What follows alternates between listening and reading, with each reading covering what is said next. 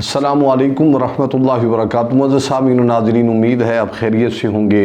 دعا کی قبولیت کی گھڑی امام کے منبر پر بیٹھنے کے وقت ہوتی ہے۔ حضرت ابو بردہ بن ابو موسیٰ اشعری رضی اللہ تعالیٰ عنہ سے روایت ہے کہ حضرت عبداللہ بن عمر رضی اللہ تعالیٰ عنہما نے فرمایا، کیا تم نے اپنے والد سے آپ صلی اللہ علیہ وسلم سے جمعہ کی ساعت کے وقت کی بابت کا بیان کرتے ہوئے کچھ سنا ہے؟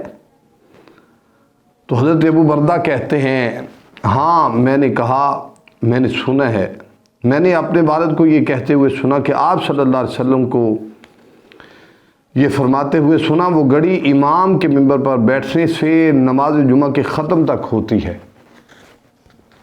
یہاں محدثین نے بہت سے اقوال نقل کیے ہیں جن کی تعداد تقریباً 36 ہے، جن میں سے کچھ میں آپ کو پیش کر دیتا ہوں کہ جمعے کے دن کی قبولیت کی گھڑی کون سی ہے۔ پہلے یہ معین تھی اور اس کے بعد اس کو چھپا لیا گیا۔ پہلے یہ جو وقت تھا یہ معین تھا اور اس کو پتہ تھا کہ یہ جمعہ المبارک کا وقت ہے، لیکن اس کے بعد اس کو چھپا لیا گیا۔ اس لیے اس میں علماء کرام کے کئی اقوال ہیں۔ اس کے بارے میں تقریباً یہ اقوال میں آپ کو پیش کرتا ہوں، وہ کون سے ہیں۔ جمعہ کے روز فجر سے مؤذن جب فجر کی اذان دیتا ہے، اذان دینے کا وقت جو ہے یہ قبولیت کا وقت ہوتا ہے۔ فجر کے طلوع ہونے سے آفتاب کے طلوع ہونے تک بھی یہ وقت ہو سکتا ہے۔ عصر سے آفتاب غروب ہونے تک بھی یہ وقت ہو سکتا ہے۔ خطبہ جمعہ کے بعد امام کے منبر سے اترنے سے تکبیر تحریمہ کہے جانے تک بھی یہ وقت ہو سکتا ہے۔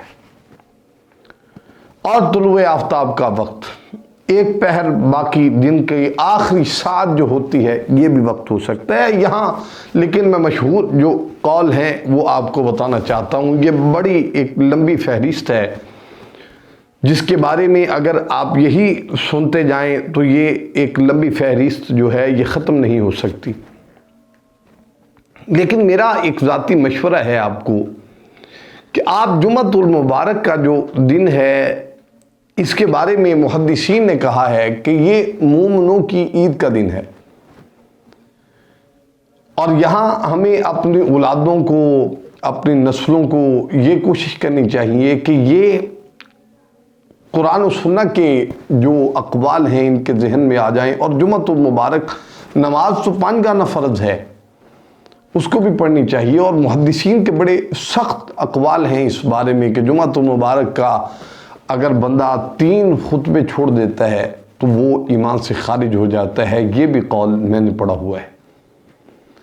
لیکن آپ کوشش کریں کہ نماز 5 گانا ادا کریں، اور ادا کرنے کے بعد نماز جمعہ کے دن اپنے بچوں کو خود بھی تیار ہو کر نئے کپڑے پہن کر یا دھوئے ہوئے جو کپڑے ہیں ان کو پہن کر خوشبو لگا کر اللہ کے گھر میں آ جائیں اور گڑ گڑا کے مانگیں اللہ سے۔ دیکھیں گھڑی کوئی بھی ہو ہمیں تلاش کرنی چاہیے، اور تلاش کرنے کا جو حکم ہے جیسا کہ رمضان المبارک میں لیلۃ القدر کی رات ہے، اللہ بتانا چاہتے تو ضرور بتاتے۔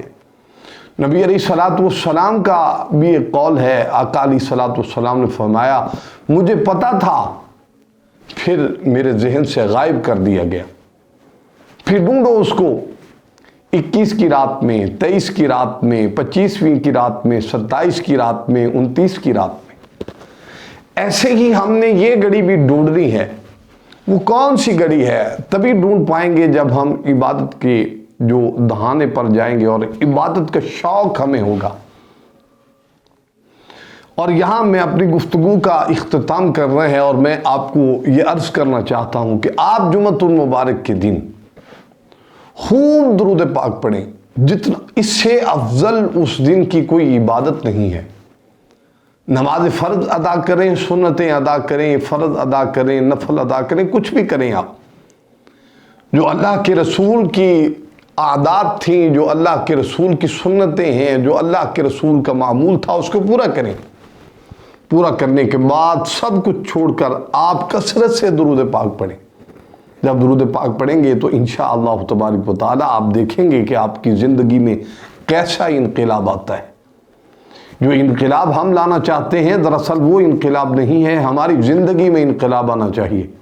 वो इनकलाब इबादत का होता है, रियाज़त का होता है और अल्लाह के आगे झुकने का इनकलाब होना चाहिए। इनकलाब तो ये है कि हम गुनहगार हैं, हम सियाहकार हैं, कुछ भी हैं, लेकिन हमारी ज़िंदगी में इनकलाब तो तब होना जब हम अल्लाह की इबादत करने लगे।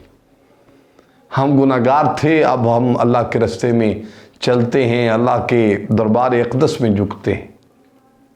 ये ज़िंदगी में इनकलाब हमें चाहिए, हमें इस इनकलाब की ज़रूरत है। हम जो इनकलाब हम लाते हैं ये आर्जी इनकलाब है, ये असल इनकलाब है जो दुनिया में भी काम आएगा, आखिरत में भी काम आएगा। उम्मीद है आप जुम्मतुल मुबारक की जो ये सातें हैं इनको कभी क़ज़ा नहीं करेंगे और जुम्मतुल मुबारक की अदायगी में आप पहल करेंगे। और पहल करने का क्या खूबसूरत अंदाज़ नबी अलैहिस्सलातु वस्सलाम ने हमें फरमाया है। जो सबसे पहले मस्जिद में जाता है ऊँट का सवाब मिलता है, ऊँट की कुर्बानी का। दूसरे नंबर पर जाने वाले को गाय की कुर्बानी का सवाब मिलता है। तीसरे नंबर पर मेंढे की कुर्बानी का सवाब मिलता है। ऐसे ही दर्जा कम होता जाता है। इसलिए हम अव्वलन पेश हों अल्लाह के घर में। अल्लाह ताला हमें अमल की तौफीक इनायत फरमाए। अस्सलामु अलैकुम व रहमतुल्लाहि व बरकातुहू।